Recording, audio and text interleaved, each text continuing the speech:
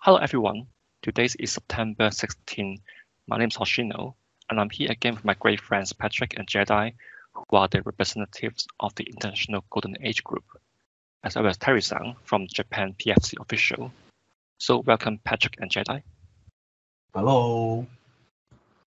Hello, this is Jedi. And this is Patrick. And welcome Terry-san. Hi, hello. And today we are very happy to interview Cobra again on various topics. So welcome Cobra. Hello everybody. And without any further ado, I will let Terry-san ask the questions. Okay, thank you very much. And there was a very exciting update today on the portal regarding the implant and biochip removal. It appears to be the first major intervention by light forces to the surface of the planet. How did it become possible at this moment?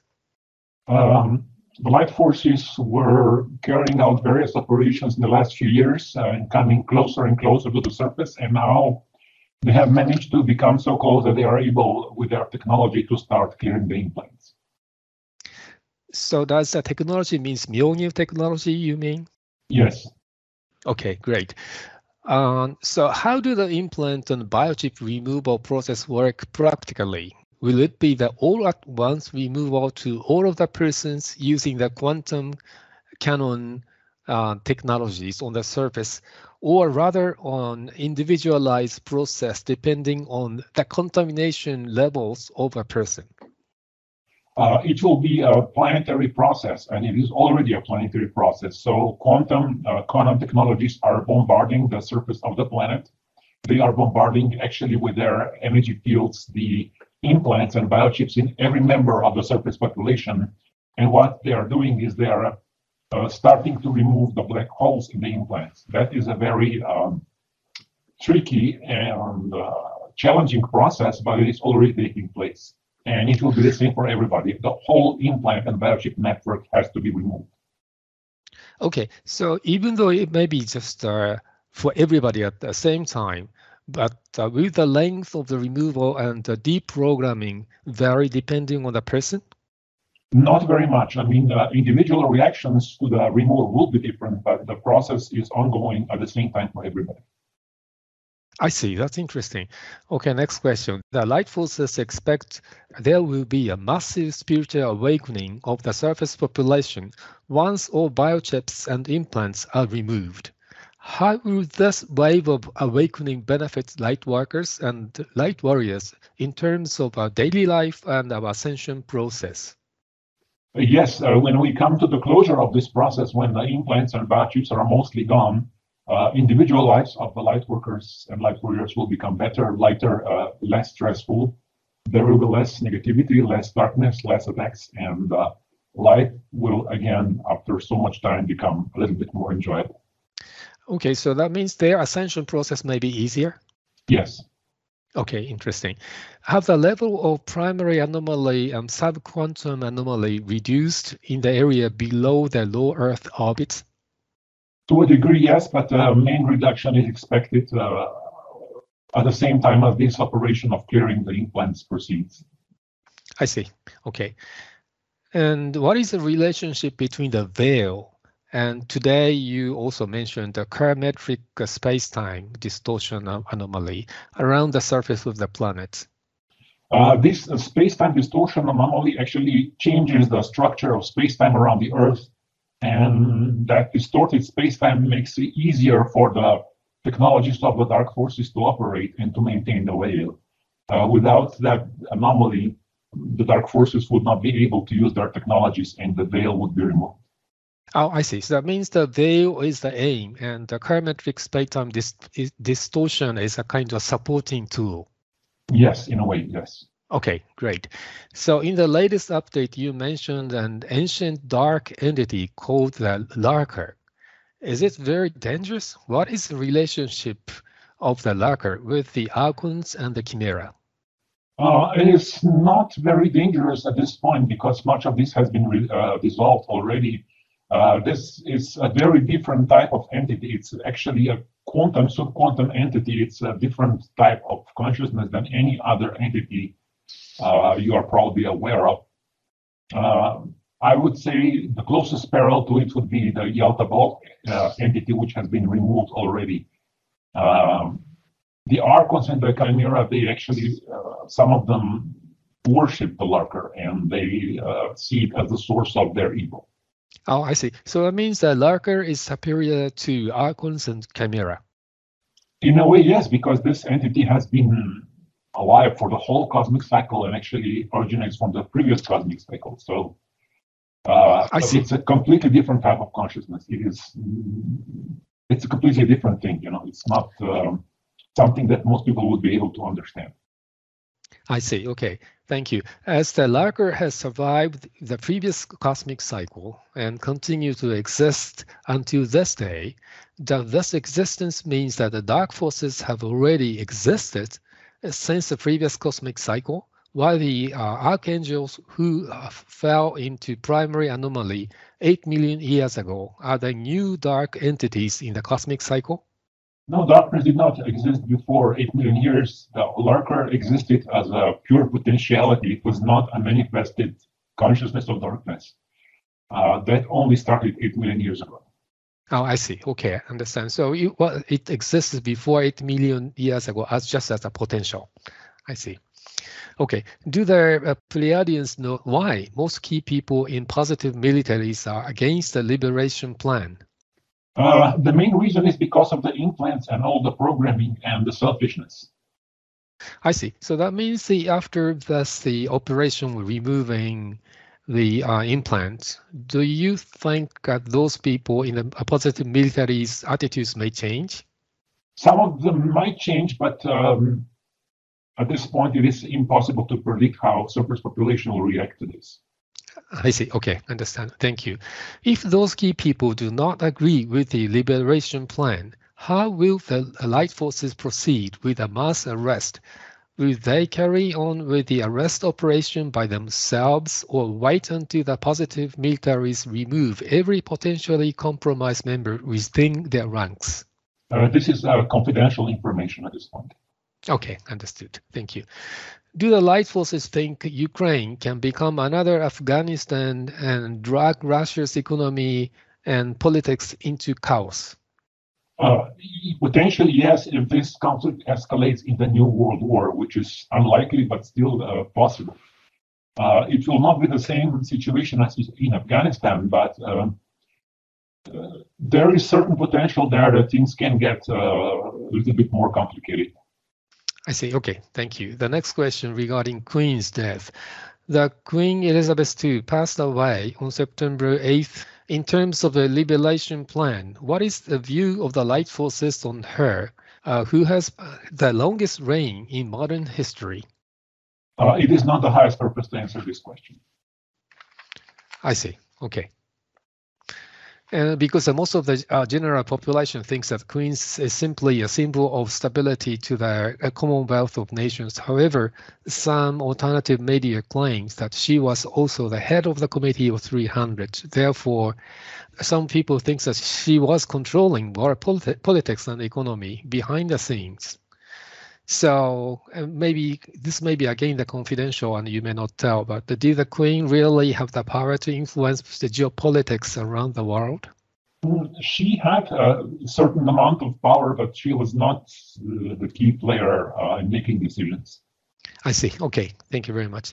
When the Queen's death was announced, a double rainbow appeared right above the Buckingham Palace. Does this double rainbow have an esoteric meaning in this circumstance? Actually, that is an opportunity for the surface population to make better choices, but most likely this opportunity will not be used in the right way because the level of consciousness is not high enough. I see. Okay, thank you. Have the light forces made any arrangement for Shinzo Abe and Queen regarding their souls? Yes. They did. Okay, great. Yeah. So Earth magnetic North Pole has reportedly been shifting already. So does it mean that the pole shift has gradually started? The magnetic polar shift has gently started already in the 19th century, and it is currently accelerating. So maybe this relates to the next question, but if so, would geographic changes such as the sea level getting higher may occur even before the final big tsunami? What is expected before the final polar shift is increased volcanic activity in earthquakes. Yeah, but what about before that? But already, so that means the... That is expected before the polar shift. Oh, I see. Okay. So that means okay. That's very interesting. So in the planetary situation update on June 23, it is stated as follows. The light forces have managed to infiltrate the Chimera chain of command undetected and are now corroding the Chimera structure from within. Most of the negative scenarios for the planet have collapsed, but there are still one quite improbable but very dangerous scenario that has yet to be resolved. So based on today's update, can we say that one dangerous scenario has been resolved? Not yet. Oh, I see. Okay, understand. Thank you very much. This is the end of my question. Then next one from Jedi. Okay, thank you, Terry. You mentioned in the Divine Intervention Activation Report that after the critical mass of signatures was reached, the Pleiadians have communicated that the legal basis for their intervention on the surface of the planet is now established. Does it mean that the Pleiadians can now legally intervene in the surface situation, but this does not extend to other civilizations in the Galactic Confederation? That is not correct. All civilizations in the Galactic Confederation now have a legal basis to intervene. Oh, yes. Okay. Did the Galactic Confederation in general support the idea that the Pleiadians sought their legal basis from the surface population through meditation and a petition campaign? Yes, of course. Oh, yeah. Okay, next. Did they recognize the signatures which exceed the critical mass as the signal from the surface population or just from star seeds? Actually, both. It's because star seeds are also part of the surface population, so it is a valid.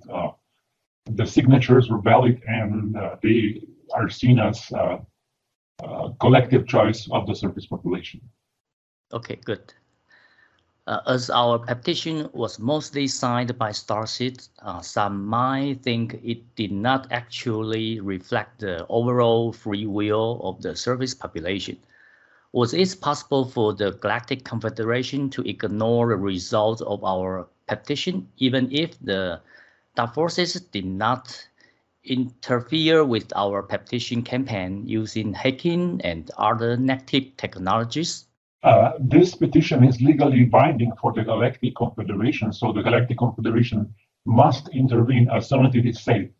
And the first people who will be contacted will be starseeds. So those who voted for this intervention are the first who are going to get it. Okay, good. Next, intervention in the surface world is a very serious matter. Had the members of the Galactic Confederation ever considered that they should try to inform all the surface population and then give every man a chance to vote? That can actually happen after a certain point after the event, when there will be enough understanding of what the Galactic Confederation is. There might be a planetary vote of the future involvement of the surface population with the Galactic Confederation. That is actually planned to happen at a certain point. Okay. In the August 15th update, you mentioned that the surface lightworker grid has almost collapsed. What does it mean?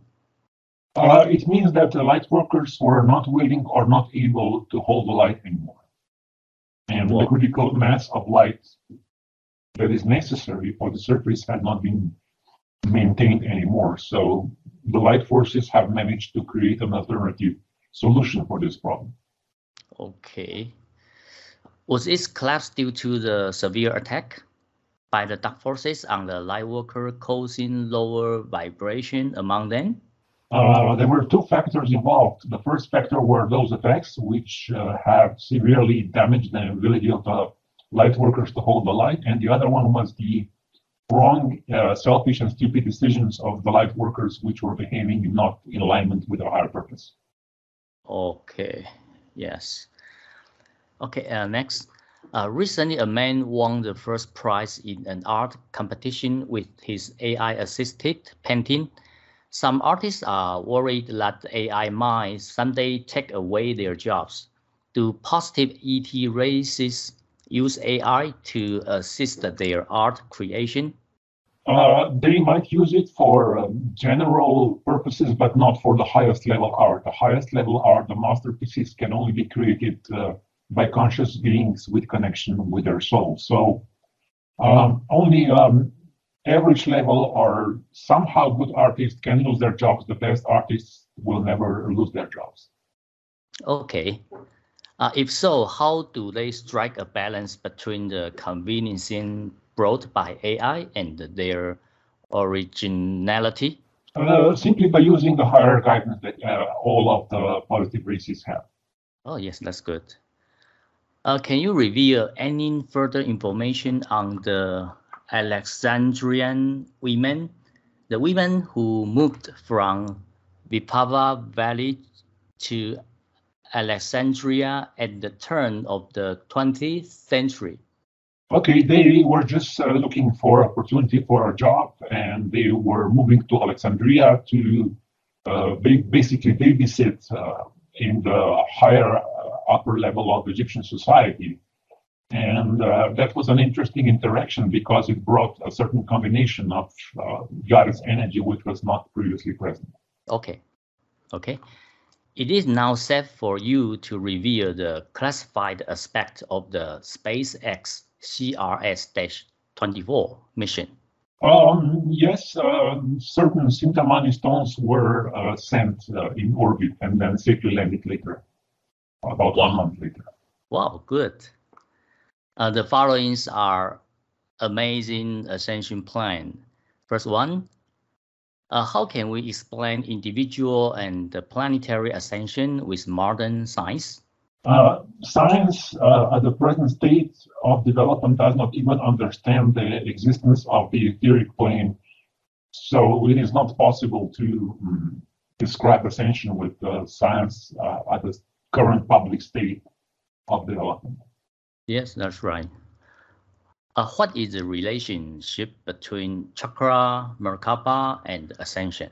Chakras are energy vortexes in the human energy fields that are transmitting various frequencies of light. Merkaba is the light body, which is a vehicle that we use to achieve our ascension. And ascension process is a process which happens when we are able to remove all anomaly and all blockages from our energy field. And then when we reach the superconductivity of the light body, we ascend. Also, that means for ascension, we need a perfect chakra Merkaba condition, yeah? Yes. Okay, good. Next, it is said that the light forces have a device known as the Ascension Chamber, which can boost the human ascension process. Can you describe its appearance and the principle? Okay, there are two aspects of this device. The first one is purification and healing chamber, which removes and heals the obstacles.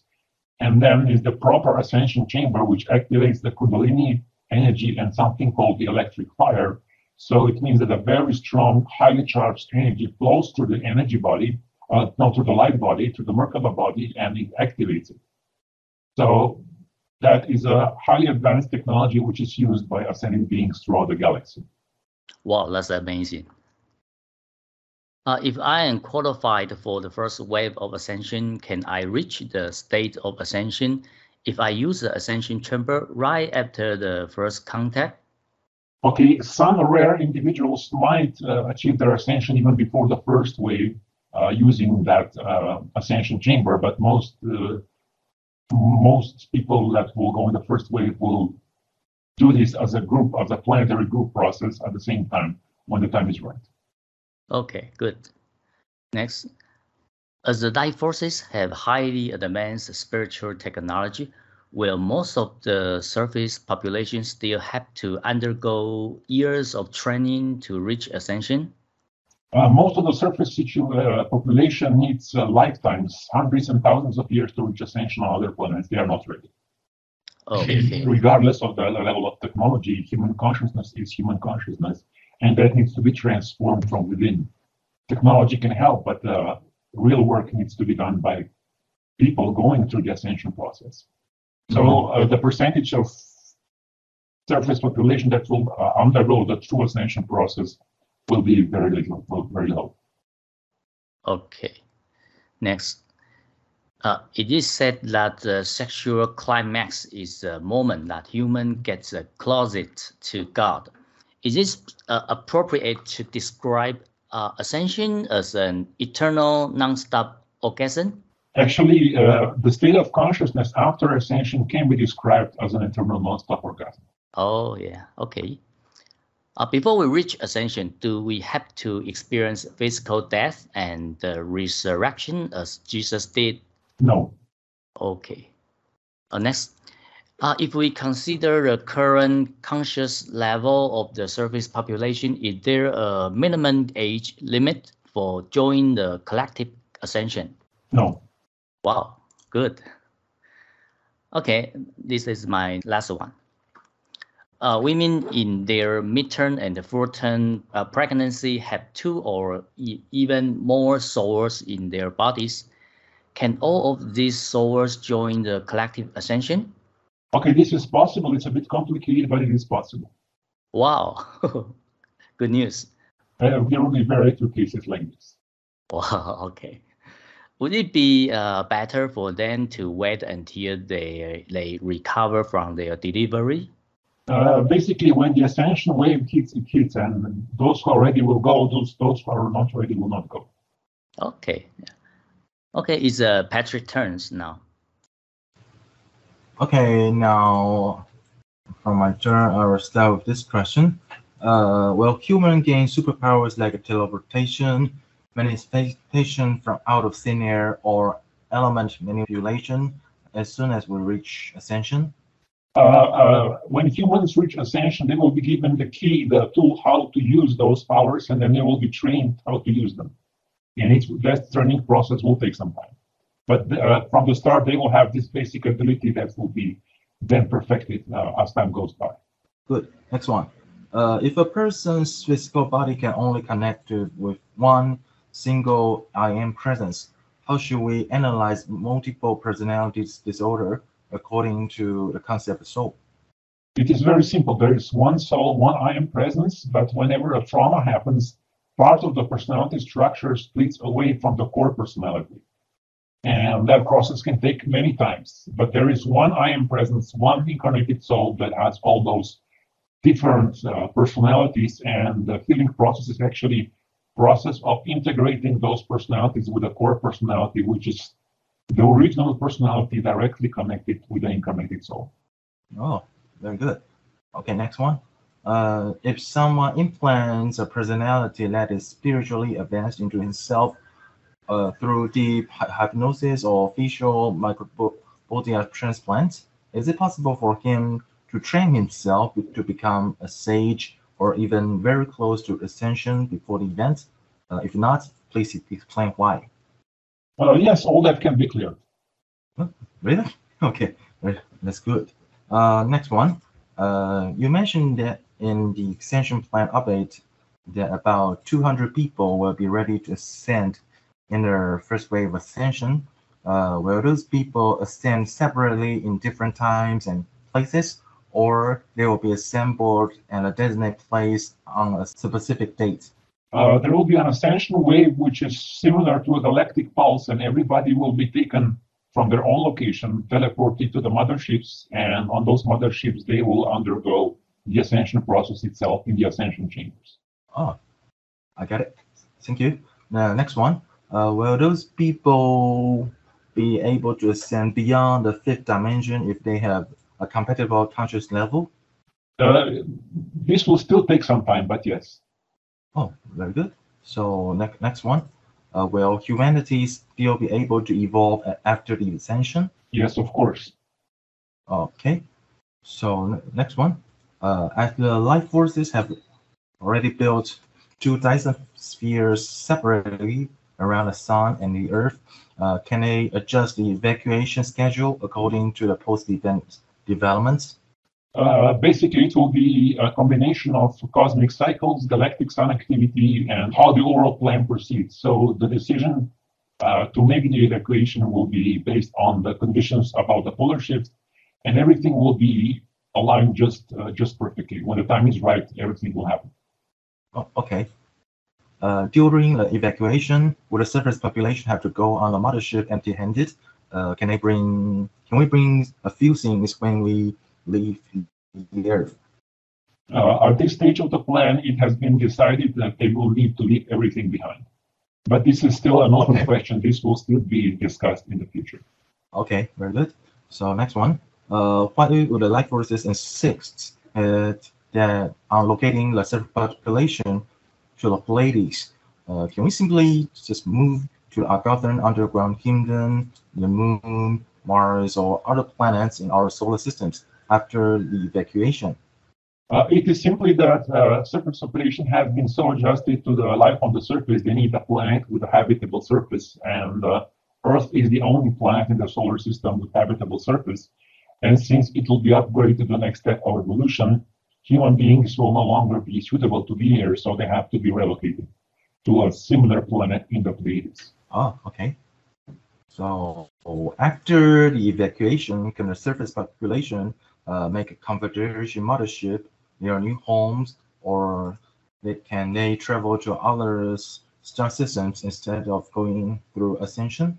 It depends on their level of involvement. Most of human beings will be evacuated to the Pleiadian system, to that planet. Some of the star people will go to the other star system, and some of them will go through the ascension process. It will be individual decisions based on people's level of vibrational frequency and their own preferences.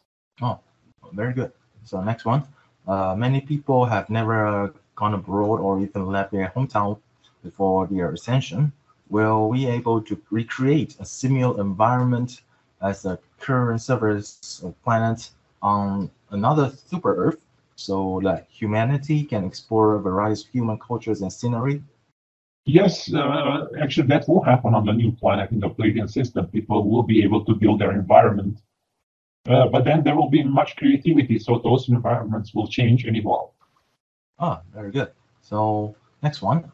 If some people want to reach ascension after the evacuation, do they need to come back to the Earth for the second wave or the third wave of collective ascension? And can they reach ascension at Pleiades or elsewhere? They will most likely need to stay in this galaxy because it's a galactic superwave, and part of that superwave is the ascension wave. But anywhere in this galaxy is fine. They can be anywhere in this galaxy, and they will go through the process. Oh, very good. Next one. If a person does not reach ascension even after a third wave of collective ascension, will he or she still have the chance to ascend? If so, how long does he or she have to wait? Yes, of course. Everybody, the ascension path will be open for everybody, and people will be able to travel as fast as they are able or want to. Ah, very good. So next one. As most of the surface population have to evacuate from the Earth ultimately, so is it really necessary for the underground base in northern Taiwan to be able to accommodate 1 billion people? Yes, it is a precaution for certain scenarios which are very unlikely but still possible, and it is to ensure safety of the surface population. Ah, very good. So next one. You mentioned that 500 million people will have to be sent to the galactic central sun for construction. This method might be similar to a massive ethnic cleansing. Why would the life forces propose such a radical option? It is simply a decree from on high that evil needs to end. Darkness has to end. And people who choose darkness or evil have to be gone. There's no room for that anymore. It was enough. Okay. So next one. Since the ascended masters and goddesses are the embodiment of cosmic love, is it possible for them to inspire and enlighten those 500 million people with love? They of course will try, but it is not expected they will be very successful. They might be successful in some cases, but in most cases, it's very unlikely. Okay.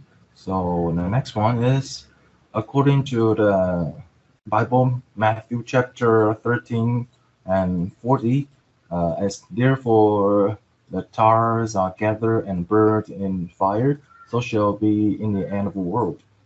Did Jesus predict more than 2,000 years ago that some people cannot reach ascension, but to be burned by the galactic central sun for another evolution cycle? Yes, exactly. Really? Wow. Okay, the next question. Many people felt worried after reading the Ascension Plan update because they thought they might belong to be a restricted group. The life forces should understand that a half billion people are quite considerable, even on a global scale. A lot of people might not be aware they might have potential psychopath or sociopath personality. Can you give us some examples of personnel or crimes that will never be tolerated by the life forces?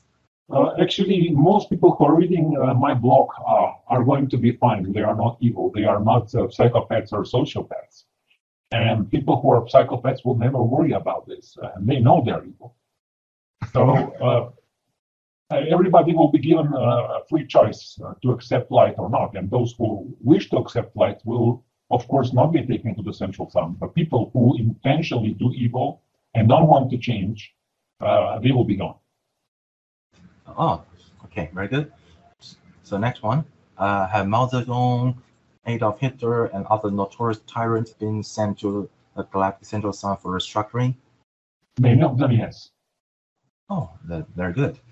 So next one, even if the life force can escort the souls of key cabal members to the galactic central sun, the dark forces might insert memories copies of those dead members into human clones, and then allow those clones to act behind the scenes. If that's the case, how can the life forces make sure that destruction those souls would benefit the planetary liberation progress? The dark forces cannot make copies of those beings. They can just create a fake person clone that looks like that particular being, but it's not the same. So restructuring those souls removes them forever from this universe. It's gone. Oh, very good. So, okay, now I have the last question. Ion and Iona are a couple of cosmic twin souls. What is their role in terms of a galactic magnetic dispersion? They will be channeling very intense, very high frequency energies during the galactic pulse, and they will be blessing the whole galaxy with their presence, which will be quite beautiful. Oh, very good.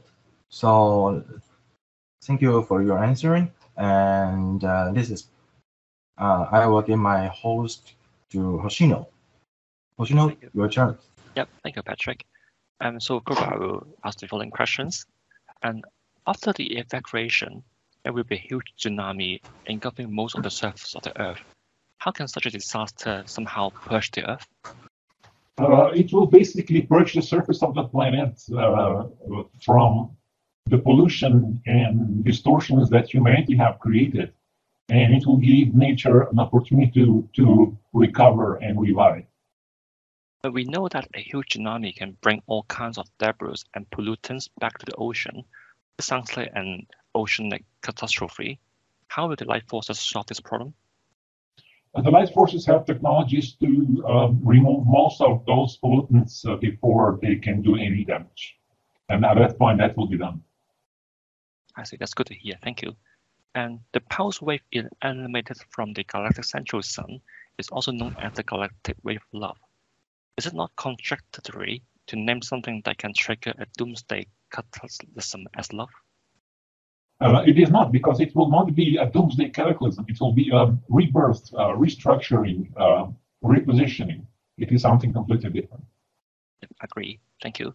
And next question. In the past, you mentioned that the fourth, or the Arhat, initiation means the dissolution of the vertical implant. Does this concept suggest that all the positive ET races living in the free universe are heart-level ascended beings? No, they are not. But the vertical implant is the main obstacle towards the Arhat initiation. But it does mean that all those positive ET races that don't have that implant can, if they choose, reach Arhat level consciousness very easily. I see, understood. And what's the difference between passing the Arhat initiation and becoming a Buddha? Arhat initiation actually gives you access to Buddhic consciousness, but becoming a fully developed Buddha with full potential, it's a much higher state of evolution. I see. And will the surface population who participate in collective ascension become Buddha directly? If not, how large is the gap between the newly ascended human and the Buddha? As I said, the gap is quite big, and it will take some time for people who ascend to reach that level. Okay, understood. And how to ascended master explain Nirvana in a way that most modern people can understand? It is a state of consciousness which encompasses everything. It is a state of consciousness of one. It is pure bliss and joy which transcends space and time. I see, thank you. And what would be the future of the moon, the sun, and our solar system after the Earth completes its ascension? The whole solar system will be refreshed in a way because the solar pulse, solar flash will trigger certain effects throughout the solar system. But generally speaking, most planets will still look the same. Some of them might experience their own polar shifts, but the solar system will look pretty much the same as it does now with some minor changes. Okay, thank you. Next question. The world population will certainly exceed 8 billion this year. If only about 2,000 people out of 8 billion will be qualified to participate in the first wave ascension, then continue to live on planet Earth. Some people may doubt that those people are the group of Trojan horses sent by the ET races who intend to occupy the Earth. Can you elaborate on what requirements must a person meet to be included in the first wave list? What kind of ideas people have? I would say that people who will be in the first wave list are people with highly developed consciousness, with a lot of inner innocence and connection with the light. Okay. And most of the surface population will move to a planet in the Pleiades after the evacuation. Can you review the name of our future home planet and describe its environment, climate, and life standards if possible? This planet looks pretty much the same as Earth does now, without the pollution, without the stress, without wars. Humans which will be living there will be guided by the higher developed beings, and they will receive guidance, but they will be able to take care of their own development in a harmonious way. I see. Sounds amazing. I'm looking forward to it. And once humanity undergoes 3 waves of collective ascension, there should be no more darkness in this universe. You know what will be the next divine plan for this universe? The next divine plan is to unite everything into one. It will be going deeper into oneness, deeper into happiness, deeper into joy. It is a very beautiful plan. I see, understood. Yes, so at this point, we will have to finish this interview, and we can do the second part at a later time with the second part of the questions. That's fine. Thank you very much for your time today, Cobra. Would you mind saying a few words to our audience and or to people who read your blog, some words before we finish the interview? Yes, I would like to congratulate everybody who was able to hold the light in those challenging times. And it was, I would say, this is the most unusual time in whole human history, in the craziest time, but we are going to make it a victory of the light. Thank you very much, Cobra. Victory of the light. Thank you, Cobra. Victory of the light. Thank you. Victory of light. Yay.